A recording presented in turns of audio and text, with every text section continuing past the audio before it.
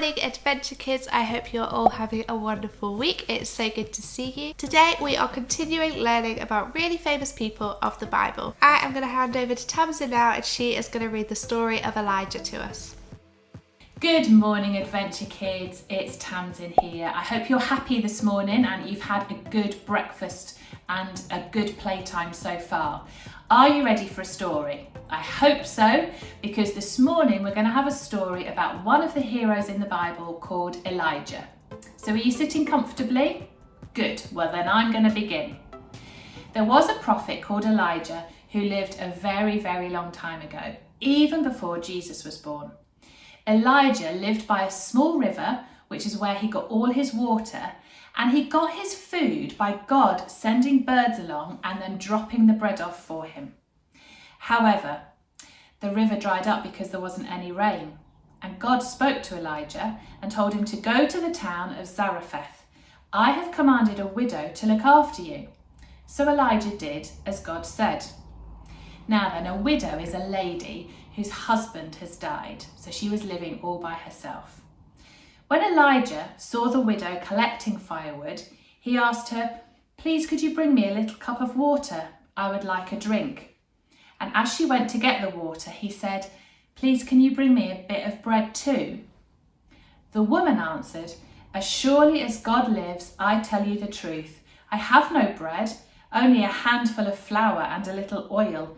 I have come here to collect wood so that my son and I can have our last meal before we run out of food altogether." But Elijah said to her, "Don't worry, go and cook your food. But first, make a small loaf of bread for me with what you have. Bring it to me, and then go and cook for yourself and your son.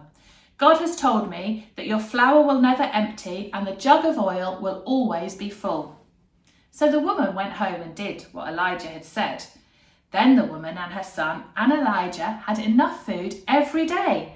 As God had said, the oil and the flour didn't run out. Wow, that's a great story, isn't it? Well, Adventure Kids, that was a good story about Elijah and how God used him. So are you ready? How many fingers do we have to have up for this bit? We have to have 3, because we have 3 things that we're going to learn from this story. Are you ready with number 1? The first thing we're going to remember from this story is that God provided for the woman and her son.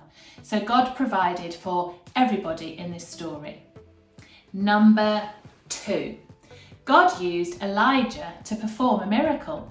So God sent Elijah to the lady and to her son, and through Elijah, God performed a miracle for them. Wow, that's exciting. And number 3, God answers our prayers. So when you're praying to God, just like that lady did all of those many years ago, she was praying for food and for water, you might be praying for something different this morning, but you need to remember that God hears our prayers. So keep praying, Adventure Kids, and have a great week. Bye-bye. Well, what a good story, learning all about how Elijah instructed the lady and her family to just keep pouring the oil to collect all those containers. And she got so much oil, she filled up every single container that she had was full to the brim of oil. That is just one example of how God provided for people in the Bible. And what did she do with the oil? She made bread. So I thought it would be a great idea for us to make bread together. So what you're going to need is a jug for some warm water. You're going to need a mixing bowl. You're going to need some oil, some flour, and some water, which you can get from your tap. Oh, and some salt. So let me grab my salt out. But get your bowl and place it on your kitchen scales. And you are going to weigh out some flour. So I'm going to weigh out 100 grams of flour. There we go. So once I've got my flour in there, I don't know if you can see that, I am going to measure out. I'm going to put a tiny little sprinkle of salt in there. The next step is to measure my warm water. So I need 50 millilitres of warm water. So I'm just going to go over to my tap and get some now.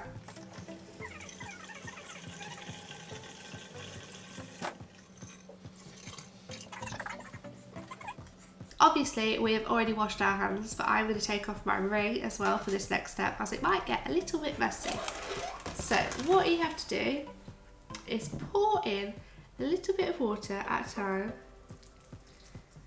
and then either with a spoon or with your hands, so I'm going to use my spoon to start with, you're just going to mix in that water until it forms a dough, I reckon. My hands might do a better job, so.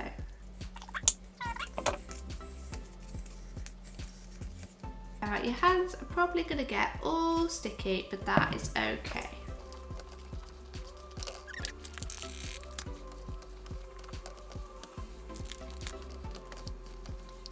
Now, once your dough has started to stick together, you are going to add a tablespoon of oil. So I have got a good measuring thing over here.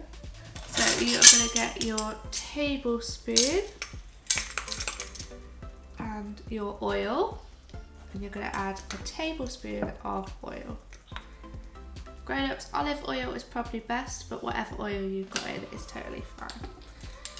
So add that in. Just like in the story, the lady used oil, didn't she? So we are using oil in our recipe too. Now once your dough is all ready and it's not too sticky, it's not too wet, it's not too dry. If it's too dry, add a bit more water. If it's too wet or too sticky, then add a bit more flour. Once you've got the right consistency, then you are gonna make a bit of mess. Grown-ups, okay, just a tiny bit of flour, don't worry. So you are going to pour over some flour onto your work surface, and then you are going to knead your dough, and you want to do this for a good amount of time, maybe 5 minutes. Grown-ups, you can help swap in and out with your children, and you just keep kneading it, keep going, rolling it. You want to roll it and then press in with either your knuckles or the palm of your hand. And keep going, keep going, keep going.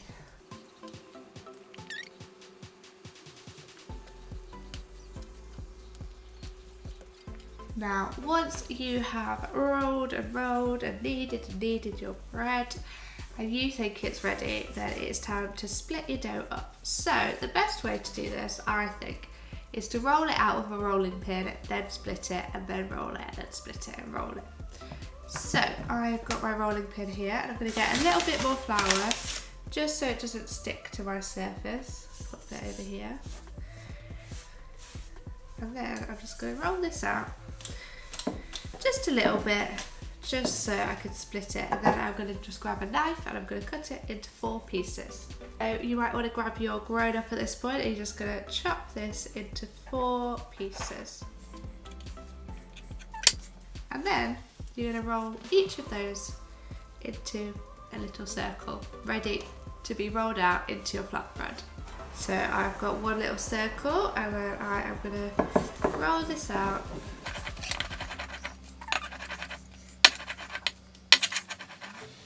So once your bread is all rolled out, it should look something like this. So I'm going to roll the other 3 out, and then we'll work on to the next step. So once you have got your flatbreads all ready, then the next thing you are going to need is 1, a grown-up, and 2, a frying pan. So literally all you do is pop your flatbread on here, put this on the heat, and wait for it to bubble a tiny bit on one side, and then you flip the bread over, cook it for another couple of minutes, and then that is that. It's all done. So I am going to just move you a little bit closer, and then we'll get started. So I have got my pan on the heat here. You can say it's red because it's ready. It means it's hot, and that is going to start cooking away for about 2 to 3, maybe 5 minutes, until I see little air bubbles on the top here. And then I'm going to flip it over, cook it for another couple of minutes, and then it's all ready. So we will wait and see for it to bubble. So as you can see, when it starts to cook, it starts to form little bubbles. If I can pop that, show you that it's a bubble. It starts to rise a tiny bit, and that means it's time to flip it over, and it should be cooked on that side, and then you just need to cook it for another couple of minutes on the other side, and then it's ready to go. So once you have done that, then your flatbreads will be all finished, and they should look something like this. and you can just rip a bit off, maybe grab some butter. And you've got some yummy bread. So quick, so easy, and such a yummy way to remember the story of Elijah and the woman and the way that God provides for you and for me. Well, Adventure Kids, we are almost at the end, but we are going to finish with a prayer, so maybe bow your heads, close your eyes. Dear God, thank you that you provide for us. Thank you that you provided for the lady in the story, and you'd provide for us just the same. Thank you that you answered prayers, that Elijah prayed and the lady prayed, and that you provided for them. You answered their prayer. Thank you that you can use us to do miracles. Thank you that you love us. Thank you that you care for us. Amen. Amen. Well, Adventure Kids, I hope you have an incredible week. I cannot wait to see you all soon. Don't forget, grown-ups, that you can book a ticket for Jubilee Campus. We would absolutely love to see you there. Have a great week. Bye.